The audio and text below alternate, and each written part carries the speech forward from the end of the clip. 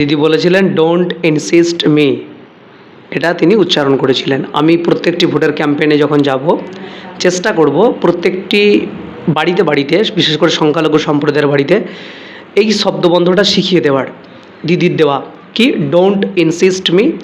এখানে গুলোগুলি করা যাবে না, গুলোগুলি করতে হলে দিল্লি গিয়ে করতে হবে, এসআইআর নিয়ে আন্দোলন করতে হলে দিল্লি গিয়ে করতে হবে।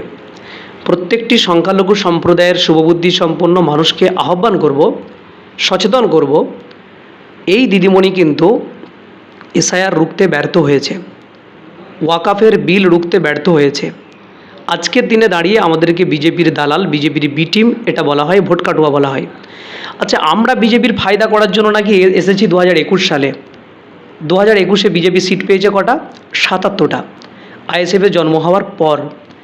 এই বিজেপির 19 সালে এমপি সিট ছিল 18টা, যখন আইএসএফের জন্ম হয়নি। 18টা সিটকে একটা এমপি সিট মানে 7টা বিধানসভা সিট, 18কে 7 দিয়ে আপনি যদি গুণ করেন 126, 126টা এমএলএ সিট ছিল 2019 সালে।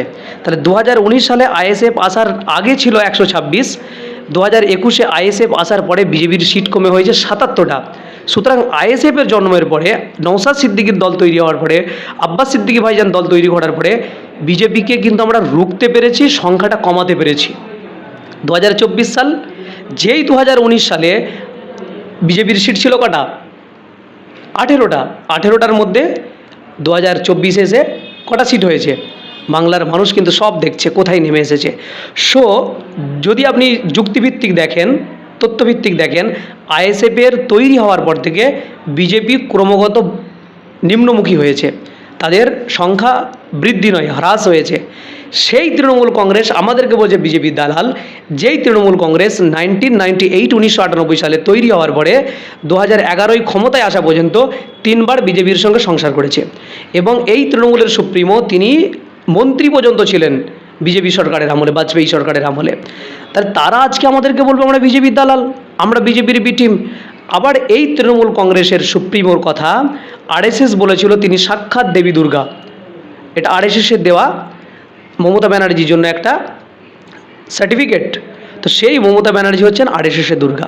এখন মূলত লড়াই হবে সংখ্যালঘু সম্প্রদায় থেকে শুরু করে সংখ্যাগুরু সম্প্রদায়, বাংলার শুভবুদ্ধি সম্পন্ন প্রত্যেকটি খেটে খাওয়া মানুষ, শিক্ষিত মানুষ, সচেতন মানুষ, তাদের উচিত হবে এই আরএসএসের বিরুদ্ধে লড়াই করা। তাই আরএসএসকে যদি রুখতে হয় তৃণমূলকে রুখতে হবে, এই আরএসএসকে যদি রুখতে হয় বিজেপিকে রুখতে হবে।